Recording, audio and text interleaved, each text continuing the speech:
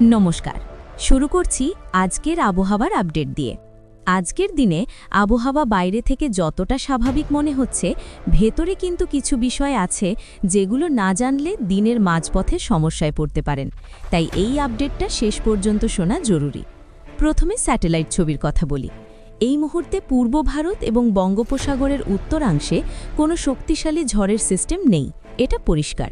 তবে ওপরের স্তরে হালকা আর্দ্রতা ঢুকছে, যার প্রভাব আজকের আবহাওয়ায় পড়তে পারে। এবার দক্ষিণবঙ্গের পরিস্থিতি। কলকাতা, হাওড়া, হুগলি, উত্তর এবং দক্ষিণ ২৪ পরগনা, নদিয়া, মুর্শিদাবাদ এবং ২ মেদিনীপুরে সকালবেলা হালকা থেকে মাঝারি কুয়াশা থাকতে পারে। যারা ভোরে বেরোচ্ছেন, বিশেষ করে অফিস, স্কুল বা দূরপাল্লার যাত্রা আছে, তাদের একটু সাবধান থাকা দরকার। দৃশ্যমানতা কিছুটা কমতে পারে। দিন বাড়ার সঙ্গে সঙ্গে কুয়াশা ধীরে ধীরে কেটে যাবে, আকাশ পরিষ্কার থেকে আংশিক মেঘলা থাকবে।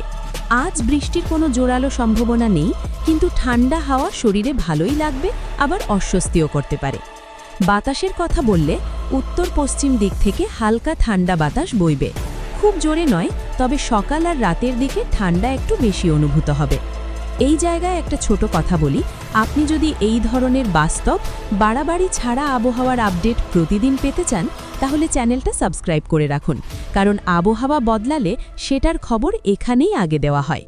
এবার উত্তরবঙ্গের দিকে আসি। দার্জিলিং, কালিম্পং, জলপাইগুড়ি, আলিপুরদুয়ার এবং কোচবিহারে ঠান্ডার প্রভাব বেশি থাকবে। ভোর আর রাতের দিকে কুয়াশা ঘন হতে পারে।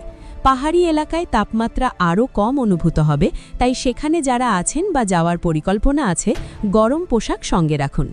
বাংলাদেশের সংলগ্ন এলাকাতেও আবহাওয়া প্রায় একই রকম থাকবে। সকালে কুয়াশা, দিনে পরিষ্কার আকাশ আর রাতে ঠান্ডা, এই তিনটেই আজকের মূল চিত্র। এবার তাপমাত্রার আপডেট। দক্ষিণবঙ্গে দিনের সর্বোচ্চ তাপমাত্রা ২২ থেকে ২৪ ডিগ্রির মধ্যে থাকতে পারে। রাতের তাপমাত্রা নামতে পারে ১২ থেকে ১৪ ডিগ্রির কাছাকাছি। উত্তরবঙ্গে রাতের তাপমাত্রা আরও কিছুটা কম হতে পারে। সবশেষে সংক্ষেপে বলি, আজ কোনো ঝড় নেই, কোনো ভারী বৃষ্টি নেই। আজকের প্রধান বিষয় হলো কুয়াশা আর ঠান্ডা। ভোরে বেরোলে সাবধান থাকুন আর শরীরের যত্ন নিন। এই ধরনের নির্ভরযোগ্য আবহাওয়ার আপডেট নিয়মিত পেতে এখনই চ্যানেলটি সাবস্ক্রাইব করে রাখুন। এই মুহূর্তে এই পর্যন্তই। ধন্যবাদ।